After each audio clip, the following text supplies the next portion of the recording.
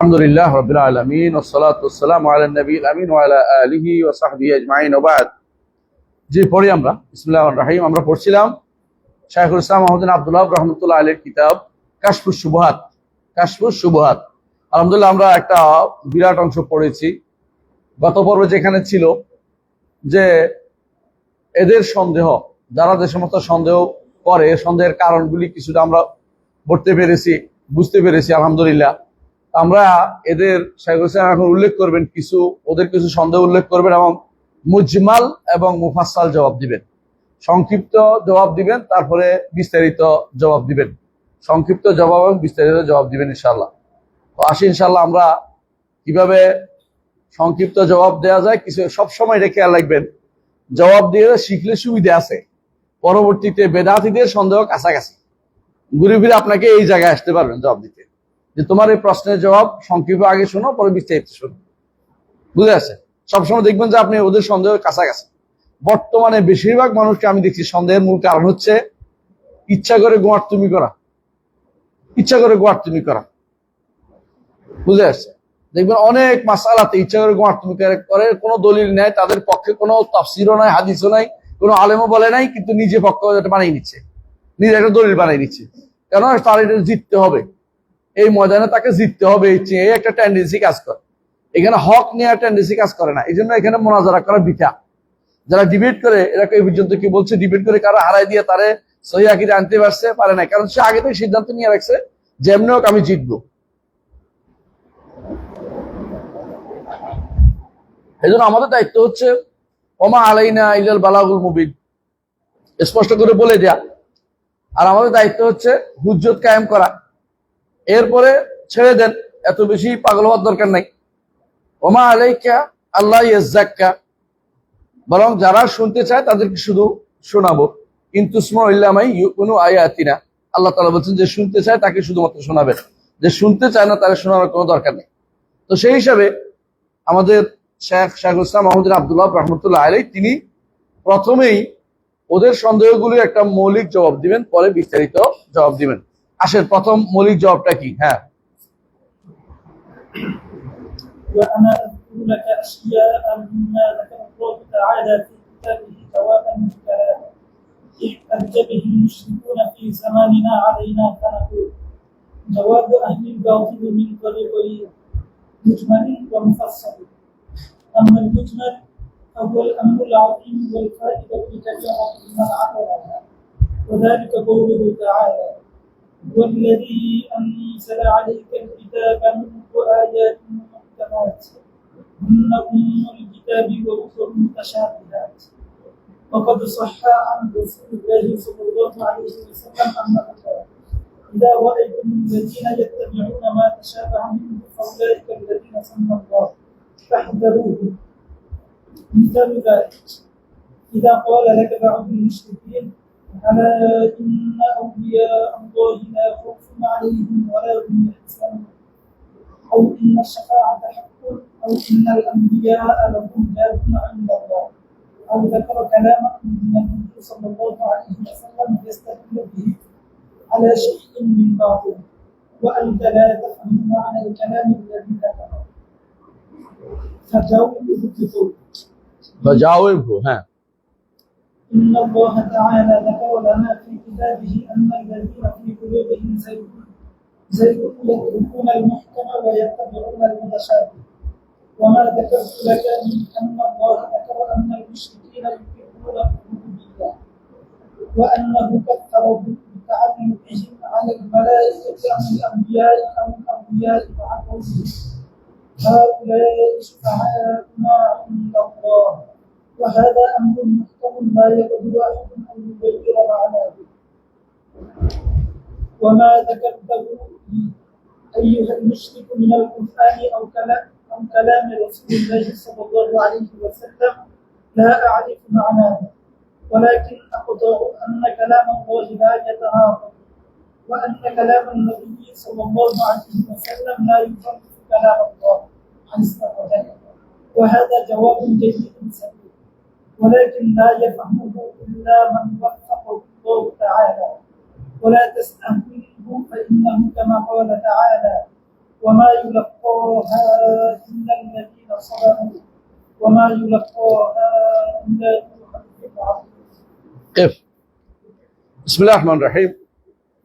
আলহামদুলিল্লাহ, এখন থেকে আমরা কিন্তু ইতিপূর্বে শেখের কথা উল্লেখ করেছি যে আরবের মুশরিকরা রুবুবিয়াত মানতো কোন জায়গায় সমস্যা ছিল, তাদের কোন জায়গায় উলুহিয়াতের সমস্যা ছিল। এই কথাটা, এত ছোট্ট কথাটা, এটা স্পষ্ট বোঝা যায় আরবি পড়লেই, ওরা আয়াত পড়লেই বোঝা যায়। যেমন ইয়া আইয়ুহান নাস উবুদু রাব্বাকুমুল্লাযী খালাকাকুম, তো রুবুবিয়ত তারা মানতো, এই জন্য ইবাদতের জন্য একমাত্র আল্লাহর করে এটা চাইতো, একমাত্র আল্লাহর ইবাদত করতে বলতো, এই জায়গাটা বোঝা যেত। কিন্তু তাদের অনেক সন্দেহ আছে, তো সন্দেহগুলির জবাব তিনি একটা একটা করে দিবেন, তবে তার আগে একটা মুজমাল জবাব দিচ্ছেন। মুজমাল জবাবটা খুবই উপকারী, কিন্তু এটা সবার অন্তরে ঢুকে না। মুজমাল বা সংক্ষিপ্ত জবাব সবার অন্তরে ঢুকে না, কারণ এটা যদি কেউ ভালো করে আল্লাহ তাআলা তার অন্তরে ঢুকাইয়ে দেয়, তাহলে সে বুঝতে পারবে দিন তার কাছে স্পষ্ট হয়ে যাবে, দিনের অনেক বিষয় খোলাসা তার কাছে স্পষ্ট হয়ে যাবে।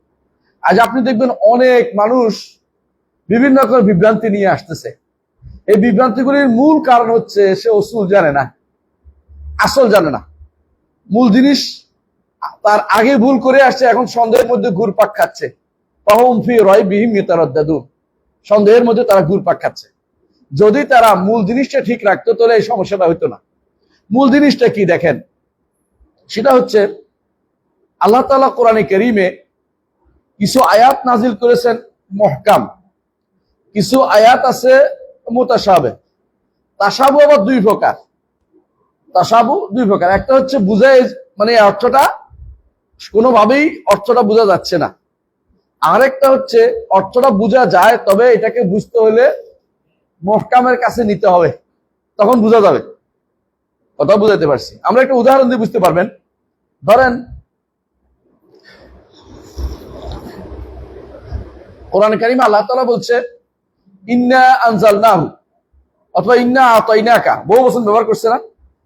এখন আপনার এটা মুতাশাবিহ হয়ে গেছে আপনার কাছে, যে আল্লাহ বহু বচন করলো কেন, তাহলে কি আল্লাহ কি বেশি? নাউজুবিল্লাহ। তো এটাকে যদি আপনি বলে মুহকামে নিয়ে যান, মুহকাম মানে হচ্ছে যেখানে কোনো সন্দেহের জায়গা নেই, সেটা কি? কুল হুয়াল্লাহু আহাদ আল্লাহুস সামাদ লাম ইয়ালিদ ওয়া লাম ইউলাদ ওয়া লাম ইয়াকুল লাহু কুফুয়ান আহাদ।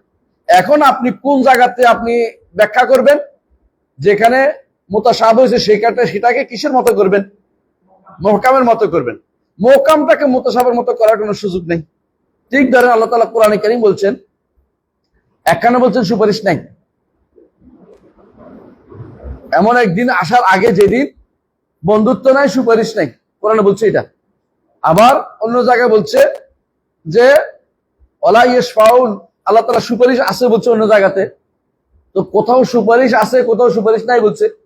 এই দুইটাকে আপনি এখন আপনার কাছে দায়িত্ববোধক হয়ে গেছে। এখন এটাকে কোন জায়গায় নিবেন? যে এই জায়গাতে মুহকাম আছে, বিস্তারিত বলছে। কোথায় বিস্তারিত বলছে? ওয়ালা ইয়াশফাউনা ইল্লা লিমান ইরতাদা, তারা সুপারিশ করবে না তবে যার উপরে আল্লাহ সন্তুষ্টি আছে। আল্লাহ সন্তুষ্টি, যিনি সুপারিশ করবেন তার উপরে থাকতে হবে, যিনি যার জন্য করবেন তার উপরে থাকতে হবে, এবং সাথে কি লাগবে? অনুমতি লাগবে। মান যাল্লাযী ইয়াশফা'ু ইনদাহু ইল্লা বিইযনিহি। তাহলে বোঝা গেল যে আমরা আলহামদুলিল্লাহ যখন আমরা সবগুলি একসাথ করেছি, তখন কিন্তু একটা সমাধানে বুঝতে পেরেছি। আর যাদের অন্তর্মধ্যে বক্রতা আছে তারা কিন্তু ওইগুলির দিকে যাবে না, সে একটা বাঁকাটা নিয়েই থাকতে চাইবে। আমি ধরেন একটা উদাহরণ দিলাম, গতকাল আমি একটা ফেসবুকে একটা স্ট্যাটাস দিয়েছি, আপনারা কে কি পড়ছেন কেউ? মাশাআল্লাহ, অনেকে পড়ছেন। এর কারণ হলো আমি দেখছি আপনাদের দেশে একেবারে বড় পণ্ডিত, দেওবন্দের পণ্ডিত, শশিনার পণ্ডিত বা ইয়ার পণ্ডিত, হ্যাঁ, সবাই এক পায়ে দাঁড়ানো যে আল্লাহ তাআলা আরশের উপর নাই। অথচ আল্লাহ তাআলা আরশের উপর না বললে সে কিন্তু জাহামি, কোনো সন্দেহ নেই।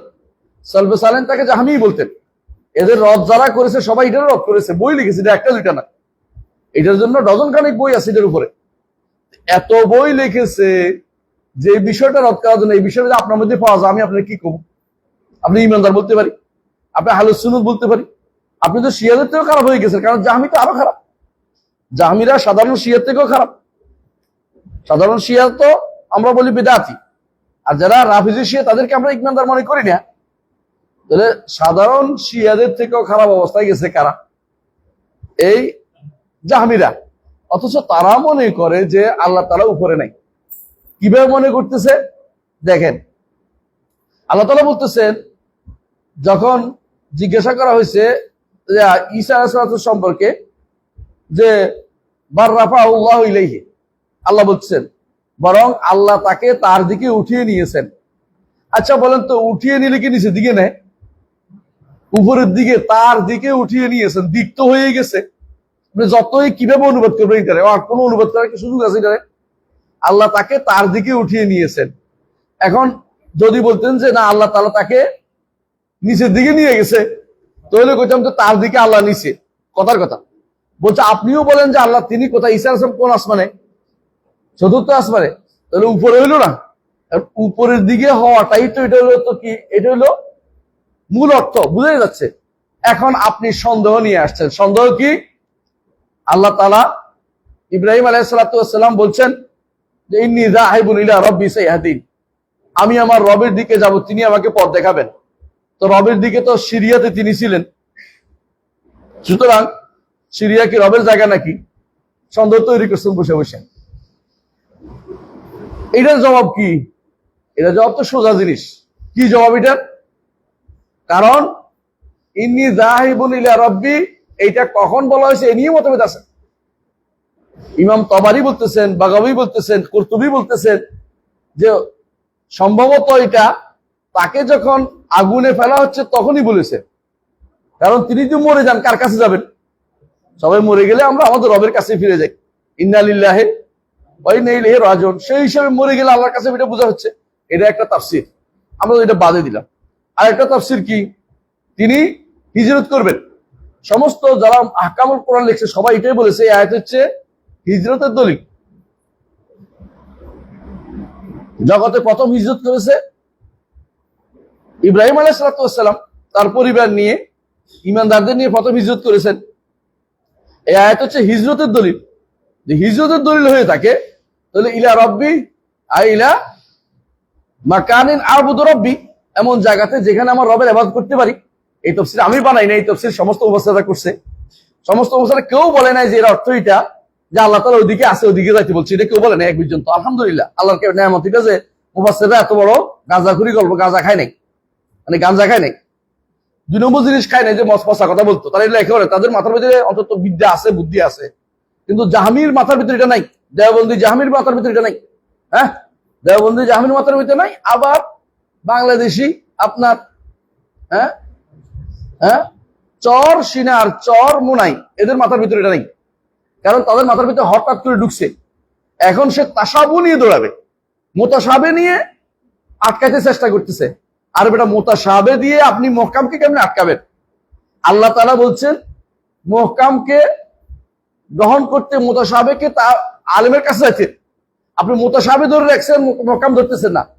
হাজার দলিলকে আপনি অস্বীকার করবেন, আপনি মোতাসাবে ধরে রাখবেন। কি জন্য সাব্যস্ত করতে? আল্লাহ সর্বত্র, আল্লাহ সর্বত্র সাব্যস্ত করার জন্য আপনি মুতাসাবিহকে ধরে রাখছেন। তা আপনি যে পথভ্রষ্ট, এটা কেমনে বোঝা গেল? কারণ আপনি এই কথাটা উনি বলতেছেন যে আল্লাহ তাআলা যেটা বলছেন যে ফাআম্মাল্লাযিনা ফি কুলুবিহিম যায়গুন ফায়াত্তাবিউনা মা তাশাবাহা মিনহু ইবতিগাআল ফিতনাতি ওয়া ইবতিগা তাউইলিহি, ফিতনাকে তৈরি করার জন্য আর অপব্যাখ্যা সৃষ্টি করার জন্য। এবং এই জন্যই রাসূলুল্লাহ সাল্লাল্লাহু আলাইহি ওয়াসাল্লাম বলেছেন, যখন দেখবে যে কেউ মুতাশাবির পিছনে দৌড়াচ্ছে, বা উলাইকাল্লাযিনা সাম্মাল্লাহু ফাহযারুহুম, তারাই হচ্ছে ওই সমস্ত সম্প্রদায় যাদেরকে আল্লাহ নাম রাখছেন। কি নাম করছেন? তাদের অন্তরে বক্রতা আছে। এইটার নাম রাখার তো এটা, তাদের অন্তরে বক্রতা আছে। ফাহযারুহুম, তাদের থেকে সাবধান থাকবে। আমরা কি তাহলে এই তথাকথিত এদের সাবধান করতে পারি না? আমরা কি নিজের থেকে বানাচ্ছি? আপনাকে বুঝতে হবে, যেখানে শত দলিল নয় হাজার দলিল বলেছে ইমামরা যে আল্লাহর তিনি আরশের উপর থাকার ব্যাপারে হাজার দলিল আছে। আপনি হাজার দলিলকে কোন ইয়াতে পরিবর্তন করবেন আমাকে বলেন? হাজার দলিলকে আপনি একটা সন্দেহ নিয়ে এসে কি পুরোটা আউট করে দিবেন? যাদের অন্তরে সন্দেহ আছে, এরকম সন্দেহ ছাড়া তারা কিছু পাই, তারা আপনি দেখে না। আপনি আশ্চর্য হবেন, এরা কি করে? রফের অর্থ, রফের অর্থ কি? উপরে উঠানো না। এরা এদেরকে অর্থ করছে মানে উন্নত করা। একজন দেখলাম সিলেট বাড়ি, তাকে আমেরিকা, নাম দিছে আহলে বাইতের গোষ্ঠী নাম দিছে। সে দেখলাম যে স্ট্যাটাস লিখছে আমার বিরুদ্ধে, কি তাহলে রাফায়না বা ফাওকাহুম ফাওকাবাদিন দারাজাত, এখানে আল্লাহ তো বলছে তিলকা রাসূল ফাদ্দালনা বা'দাহুম আলা বা'দ, না আর কেন আছে রাফায়না বা'দাহুম ফাওকাবাদিন দারাজাত, এই যে রাফে করছে, তাহলে কি নবীরা কি একটার উপর একটা বসে আছে নাকি? মানে তার কথা হলো মর্যাদা। আরে বেটা, কথার শেষে কি তুমি তো অর্ধেক বলতেছো কেন? দারাজাত তো বলেই দিছে আল্লাহ, এটা তো ওইটার অর্থে না। রাফায়না ফাওকাহুম ফাওকাবাদিন দারাজাত আল্লাহ বলে দিয়েছে, তুমি এর উপরে উঠেছো কেন? এখানে মর্যাদার কথা আল্লাহ তো বলে দিছে। আর যেখানে মর্যাদার কথা বা যাওয়া যাবে না, সেটা তো আল্লাহ উপরে থাকাটাই সর্বোচ্চ। রাফে অর্থ উপরে উঠানো। ইলাইয়া সাদুল কালিমুত তাইয়্যিব, সউদ অর্থ কি? উপরে উঠা। বলে আমলুস সালিহ ইয়ারফাউ, আমলুস সালিহ উপরে উঠানো। এটাতে উপরে উঠানো, এটারে কোন দিকে, এটাকে মানসম্মত কেমনে বলবে? এটারে কি অর্থে মানসম্মত করা যাবে? তাহলে মূল অর্থ হচ্ছে উপরে উঠানো, উপর বলতে উপরে উঠে। আর যখন মানসম্মত, তখন ইল্লত লাগে, কারণ লাগে, কারিনা লফজিয়া লাগে, কারিনা অথবা আকলিয়া লাগে, কারিনাটা থাকতে হবে, নাহলে এটাকে অন্য অর্থ নেওয়া যায় না। যেমন আমরা নিষেধ করি সমুন্নত অর্থ করে নিষেধ করি, এই কারণে সমুন্নত অর্থ হলো মানসম্মত, উন্নত জাতের ছাড়া, উন্নত উন্নত উন্নত মানুষ, উন্নত কথাবার্তা, এগুলো মানসম্মত বোঝানো। কিন্তু আল্লাহ তো এই অর্থে না, এই অর্থ তো ইয়ারা বেদাতিরা বলে। উন্নতি যখন বলবো তখন বেদাতিদের অর্থ হয়ে যায়। এটা আহলে সুন্নাত জামাতের অর্থ হয় না। আমাদের বাইরে অনুবাদ করেছে, ভুল অনুবাদ করেছে, এখন এটাকে জোর করে সাব্যস্ত করার জন্য কিছু মানুষ বসে রয়েছে, এটাই ঠিক, সমুন্নত বলবো আর কিছু বলবো না, মানে গায়ের জোরে কথা বলা, মানে অন্য কেন বললো কেন, আমি কিছু বলিনি, আপনারাই বলেন না, শুদ্ধ না, এটা কেন বলেন না, এটা বলতে হবে আপনাদেরকে। সমাসীন তো মোটেই না, সমাসীন তো আসন গ্রহণ করা, আমরা তো এটা বলি না, মোটেই না।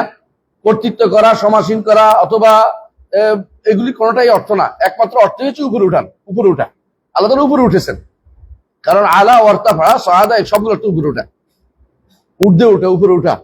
এবং উঠা লাগবে, শব্দ ঊর্ধ্বে বললেও হবে না, উপরে উঠা লাগবে। কারণ হচ্ছে ইস্তাওয়ার অর্থ আসতে হবে, ইস্তাওয়ার আসতে হলে উপরে উঠতে হবে। শুধু ওলু হলে উপরে উঠা হয়, উপরে হয়, উপরে হয়, কিন্তু যখন ইস্তাওয়া আসবে তখন এটা অর্থ উপরে উঠা লাগবে, শব্দ এটা লাগবেই, উঠা শব্দ লাগবেই। কারণ ইস্তাওয়া অর্থ সাহাদা আলা ওয়ারতাফা শব্দ লাগবেই। আমরা যে বলছিলাম যে অনেকেই দেখবেন যে বেশিরভাগ মানুষের সমস্যা হচ্ছে এই জায়গায় যে তারা কি করে, সন্দেহ নিয়ে বসে থাকবে, সন্দেহ নিয়ে বসে থাকবে। একটা মৌলিক কায়দা হচ্ছে ইবাদতের ক্ষেত্রে আপনি কোনোদিন ইবাদত বানাইতে পারবেন না যে ইবাদত রাসূলুল্লাহ সাল্লাল্লাহু আলাইহি ওয়াসাল্লাম করেন নাই, যে ইবাদত সাহাবীরা করে নাই, যে ইবাদত সাহাবীরা করেন নাই, কিয়ামত পর্যন্ত এটা ইবাদত হবে না। এটা ইমাম মালিক রাহমাতুল্লাহ আলাইহি থিওরি আমাদেরকে দিয়ে গেছে। যিনি বলেছেন কুল্লু ইবাদাতিন লাম ইয়াতাআব্বাদ বিহা আসহাবুর রাসূল সাল্লাল্লাহু আলাইহি ওয়াসাল্লাম ফালা ইয়াকুনু ইবাদাতান লিয়াউমিল কিয়ামah, কিয়ামত পর্যন্ত এটা ইবাদত হবে না। এটা হলো নীতি। এখন আপনি এখন ইবাদত বানানোর জন্য এখন কি খুঁজতেছেন? শব্দ খুঁজতেছেন। আল্লাহ কোরআনে বলছে ওয়াসসালামু আলাইয়া ইয়াওমা উলিদতু ওয়া ইয়াওমা আমুতু ওয়া ইয়াওমা উবআসু হাইয়া। যেদিন জন্ম হয়েছে সেদিন আমার উপর সালাম, এই তো সুযোগ পেয়ে গেছি, মিলাদ পেয়ে গেছি। আপনি খুঁজতে পারেন সারাদিনই, কিন্তু এগুলি কোনোদিনই কি নয়, দলিল হইতে পারে না। এগুলি হচ্ছে সন্দেহের পিছনে দৌড়ানো, এগুলি হচ্ছে আপনি মুতাশাবিহের পিছনে দৌড়াচ্ছেন। আপনি কি বাদ দিয়েছেন? মুহকাম বাদ দিয়ে গেছেন। এই জন্য যখন এই জন্য উনি বারবার বলতেছেন যে যখন আপনাকে অনেক কিছু উল্লেখ করবে, এরা বাতিলপন্থীদের কাজে হইলো অনেক রকমের সন্দেহ নিয়ে আসবে, তখন তাদেরকে বলবেন যে আমি এত কিছু বুঝি না তোমাদের। প্রথম জবাব হচ্ছে সংক্ষিপ্ত এটাই বুঝি যে আল্লাহ তাআলা কোরআন আয়াতকে দুই রকমের বলছেন। রাসূলুল্লাহ সাল্লাল্লাহু আলাইহি ওয়াসাল্লাম কোথাও এটা বলেছেন, কোথাও এটা বলেছেন। কোরআন আয়াত দুই রকম আছে, তবে আমি এটা বুঝি কোরআনের একটার সাথে একটা কোনো কন্ট্রাডিক্টরি নাই এবং কোরআনের সাথে হাদিসের কোনো কন্ট্রাডিক্টরি নাই। তাহলে কি করতে হবে? আমাকে যেখানে মুহকাম আছে এখানে কোথায় নিতে হবে, যেখানে মুতাশাবিহ আছে এখানে মুহকামের কাছে নিয়ে যেতে হবে। এটা আহলুস সুন্নাতের মানহাজ। যেখানে মুতাশাবিহ আছে এটাকে বুঝতে হলে কিসের আলোকে বুঝতে হবে? মুহকামের আলোকে বুঝতে হবে। তাহলে একটা নীতি হচ্ছে আহলুস সুন্নাতের মানহাজ হচ্ছে মুতাশাবিহকে বুঝতে হলে মুহকামের আলোকে বুঝতে হবে। আরেকটা নীতি হচ্ছে আহলুস সুন্নাত ওয়াল জামাতের মানহাজ হচ্ছে তারা কোরআন এবং সুন্নাহর মধ্যে কন্ট্রাডিক্টরি দেখে না,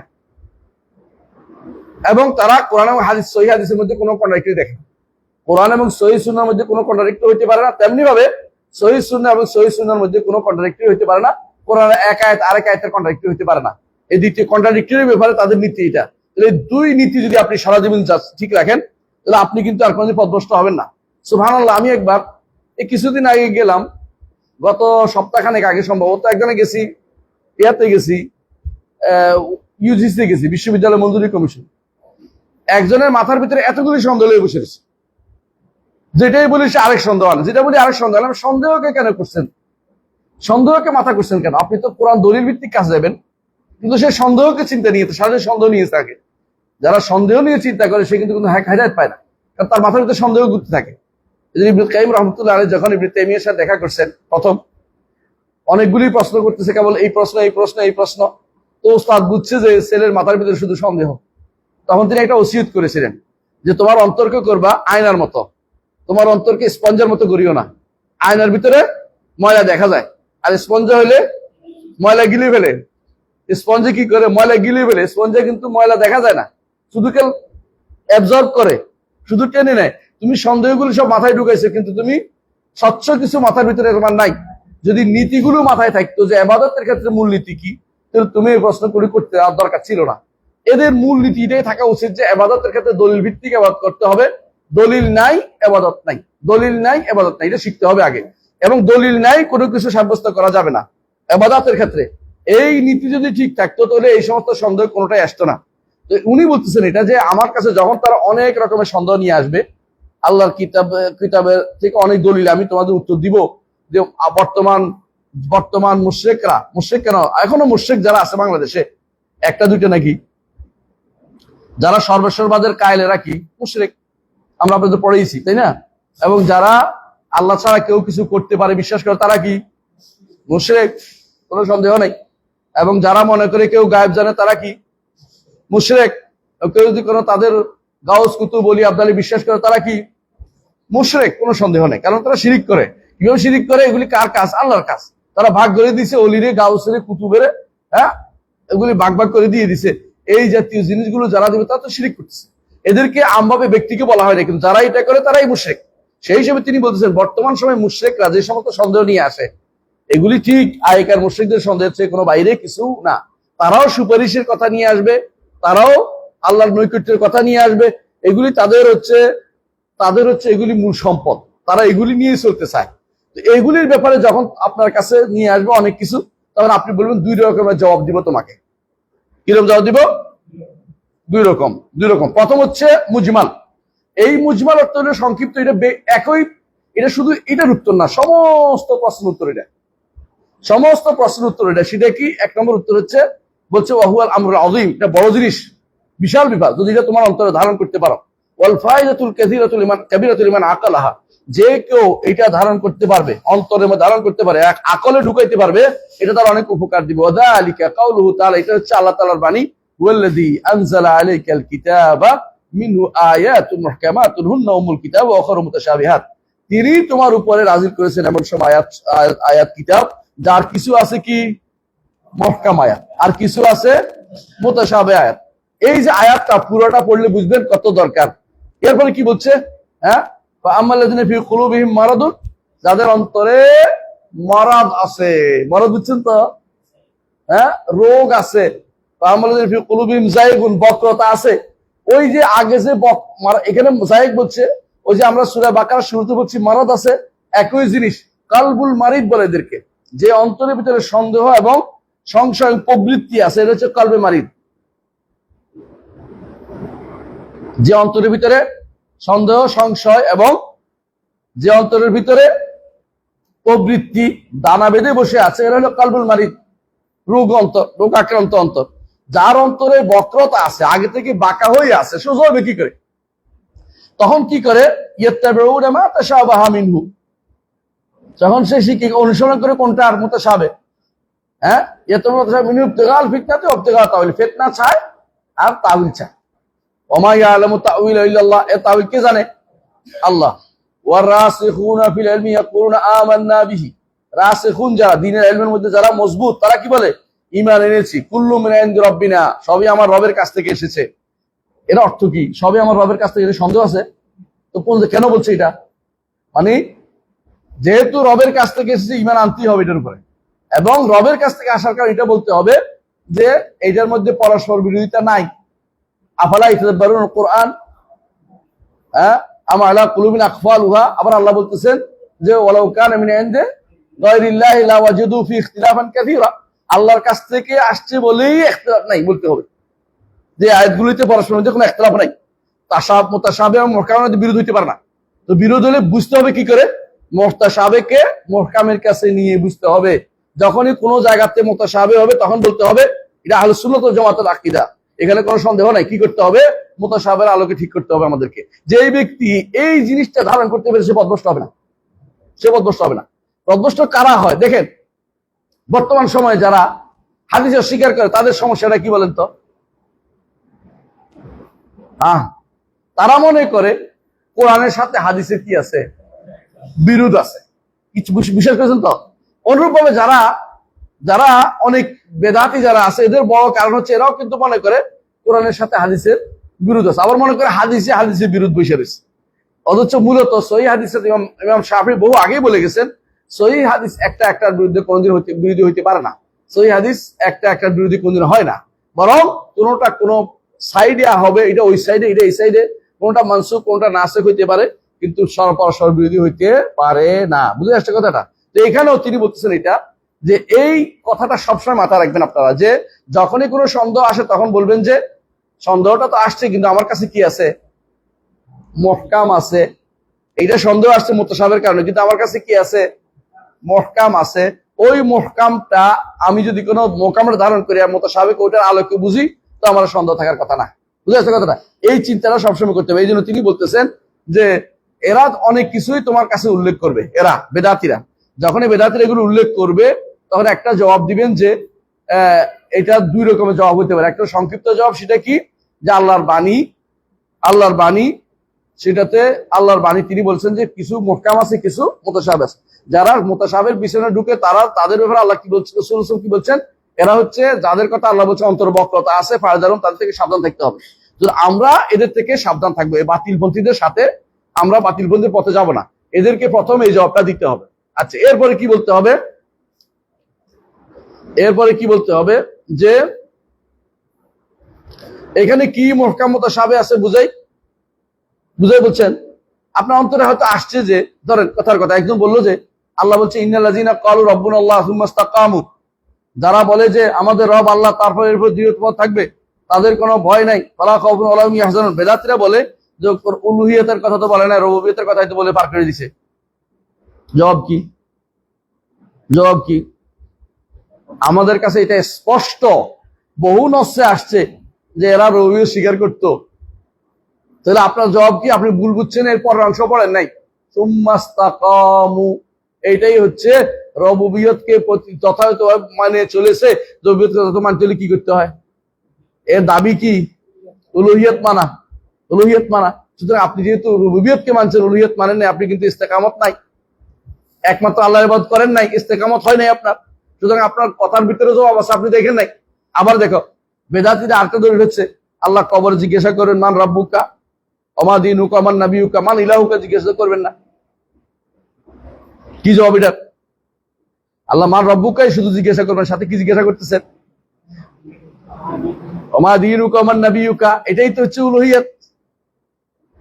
কথা বুঝছেন কিনা? কারণ শুধু রব মেনে পার পেয়ে যাবে না, এই জন্যই তো দিন মানতে হবে, এই জন্যই নবী মানতে হচ্ছে। নবী যে দিন নিয়ে আসছে এটাই তো আমাদের ইবাদত করি, ওটা দিয়ে তো ইবাদত করি। ও আল্লাহ ইউবাদা ইল্লা বিমা শারা, রাসূল যে শরীয়ত দিয়েছেন বাড়িতে ইবাদত করতে পারি না। আপনার কথার ভিতরে এটার কি আছে? জবাব আছে। কিন্তু প্রথমে জবাব দেওয়ার আগেই বলবো যে আল্লাহর বাণী কি নয়, একটার বিরোধী হইতে পারে না। আমাদের কাছে শত দলিলে আসছে যে কি আছে, আল্লাহ এরা রুবুবিয়ত মানতো, উলুহিয়তকে তারা মানতো না। সুতরাং আপনি এই সন্দেহ নিয়ে এসে তারা উলুহিয়ত মানতো এটা বলতে পারবেন না, আবার উলুহিয়ত দরকার না এটাও বলতে পারবেন না। কারণ আমাদের কাছে স্পষ্ট আছে রাসূলুল্লাহ সাল্লাল্লাহু আলাইহি ওয়াসাল্লাম রুবুবিয়ত মানার পরেও তাদের বিরুদ্ধে যুদ্ধ করেছে। সুতরাং উলুহিয়ত মানতেই হবে। আপনাদের সন্দেহ আমাদেরকে এই পাহাড় টলাতে পারবে না, যে পাহাড় পরিমাণ প্রমাণ নিয়ে বসে আছি আমরা, ওই পাহাড় পরিমাণ প্রমাণকে আপনারা সন্দেহ দিয়ে দূর করতে পারবেন না। কানাত হে সখরাতিন ইয়াওমান লিয়ুহনাহা ওয়ালাম ইউহানহা ওয়া আহওয়া কানাহুল ওয়াইলু। তো ইবনে কাইয়িম বলতেছেন এটা। পাহাড়ি ছাগলে কি করে জানেন? পাহাড়ি ছাগল দেখছেন? শিং বড় আছে, গুতে গুতে লম্বা। ওরা কি করে, ওই ইয়ার কাছে যায়, যখন শিং বড় হয় তখন সে গুতোতে চায় যে কোনো জিনিস, কিছু না পাইয়া পাহাড়ের গুতেছে। বড় পাহাড়, যে পাহাড় এটা টলাই ফেলবো, পাহাড় টলাইতে পারবে? সে পাহাড় টলাইতে পারবে না, কি হবে, শিং ভেঙে যাবে। তাই হচ্ছে ওরা কি করে, সন্দেহ নিয়ে আসে, মনে করে আমাদের আকীদার পাহাড়কে টলাই ফেলবে। এটা তো হতে পারে না, ওদের মনের ভিতরে সন্দেহ নিয়ে বসে আছে। তো প্রথম কথা হবে এটা, যে এরা যে তাওহীদুর রুবুবিয়্যাতে মানতো, উলুহিয়তের সমস্যা করতো, উলুহিয়তেরও কিছু মানতো, এরপর উলুহিয়তে শিরক করতো, এইটাই তো আমরা জানি। এইটাকে আপনি সন্দেহ দিয়ে এদেরকে কোনোদিন আপনি আমাদেরকে এর থেকে সরাইতে পারবেন না, কারণ এটা হলো মহকাম। আর আপনি এর দ্বন্দ্ব নিয়ে আসবেন, যেটাতে আপনার সন্দেহ আছে এমন কিছু নিয়ে আসবেন, হইতে পারে না। আর আপনি এটাও জানেন যে এমন কিছু আয়াত আছে কোরআনে কারিমে, যে আয়াতে বোঝা যায় যে এরা আরবের মুশরিকরা কি করতো, ইবাদত করতো কি জন্য, নৈকট্য লাভের জন্য। ইবাদত করতো কি জন্য, সুপারিশ লাভের জন্য। আপনি এটা তো আমাদের বহু আয়াত দিয়ে প্রমাণিত হয়ে গেছে, আপনি এগুলিকে কোনোভাবেই টলাই বলতে পারবেন না, এটা না, এটা না, তার রুবিয়তে শিরিক করছে। এটা কিন্তু বলা হয় না, কোরআন বলছে মা না'বুদুহুম ইল্লা লিয়ুকাররিবুনা ইলাল্লাহি যুলফা, যে সুপারিশ করার জন্য এবং আমাদেরকে নৈকট্য দেওয়ার জন্য, শাফাআতের জন্য আমরা শুধুমাত্র তাদের ইবাদত করি। তাহলে বোঝা গেছে এদের ইবাদতের মা না'বুদুহুম ইল্লা, এর অর্থ হচ্ছে ইবাদত কেন করে এটা বলে দিয়েছে। তো আপনি বলতে পারবেন না যে ওরা অন্য কারণে ইবাদত করতো, এটা না, বরং তারা এই কারণে ইবাদত করতো। কোরআন আয়াত দিয়ে স্পষ্ট হয়ে গেছে। আবার কিছু আয়াত আছে কোরআনে কারীম এটা বুঝাচ্ছে যে এরা তারা যাদের ইবাদত করতেছে এরা কিছুর মালিক নয়, এরা কিছুর মালিক নয়। শুধু আপনি যদি এখন যদি আপনি ওই অমুক কিচ্ছা, অমুক কাহিনী এনে আপনারা বলেন যে অমুক কেন অমুককে চাইছে, যাইয়া দেখছি যে ওনার পিঠের মধ্যে দাগ পড়ে গেছে, জানেন তো, হ্যাঁ, হাজিদের গাড়ি আটকে গেছে, বিমান আটকে গেছে, বিমান তো না, জাহাজ, পানি জাহাজ। এখন হাজিদের জাহাজ, সবাই বলে দোয়া করেন, কেমনে পারবে জানি টানি না। এখন বলতেছে একজন দাঁড়িয়ে বলে যে আমাদের কুতুবুল আকতাব আসতেছেন, কুতুবুল আকতাবের খবর দেওয়া হয়েছে, উনি হাজিদের জাহাজকে কি করবেন, ছেলে বার করে দিবেন, জাহাজ আটকে গেছে সরের মধ্যে। এখন ঠিকই পরের দিন পানি ছুটে গেছে, জোয়ার আমারটা আসে না, জোয়ার আসে, ছুটে গেছে আর কি। এখন বলতেছে কুতুবুল আকতাবের ঠেলা দিয়ে পার করে দিয়েছি, বুঝছো। এরপর দেখা গেছে কুতুবুল আকতাব দেওবন্দের হুজুরের গলার ওই কাদের মধ্যে কি আছে, দাগ পড়ে আছে। আমি গল্প করতেছি না, বাস্তব পড়ে বলতেছি, এটা ওদের বইতে লেখা আছে, এটা বুঝছেন তো কথাটা। আপনি যেটা বলেন তার আমি কি বলতে হবে, এটা পার করার কোনো, আসলেই আপনি ভুল বলতেছেন, এটা কিন্তু সত্য না, মিথ্যা বলতেছেন আপনি। এটা কুতুবুল আকতাবের কাজ নয়, এটা আকাশের জাহাজের মাঝে মধ্যে ধ্বংস হয়ে যায়, ফোন কি বার করে, কুতুবুল আকতাবে আটকে দিতে পারে না কেন, মানে বুঝছে যে সোজা শক্ত জায়গা পর বিল্লি নিয়ে চলতি, মানে যেখানে শক্ত জায়গা নিয়ে বিলাই চলে না, শুধুমাত্র পারো আমাদের পানির জাহাজ দেখাইতে, আকাশের জাহাজ তো আর দেখাইতে পারে না। এটা কেমনে পার করে, এগুলি আল্লাহ ছাড়া কেউ কাউকে উদ্ধার করে না। আমার কোরআন বলছে এরা কোনো কিছুর মালিক নয়, যাদের ইবাদত তোমরা করো তারা কোনো কিছু মালিক নয়। মা ইয়ামলিকুনা মিন কিতমির, এরা কিতমিরের মালিক নয়। কিতমির কাকে বলে, খেজুরের, খেজুর উপরে যেটা থাকে গোল, এটা মাথা,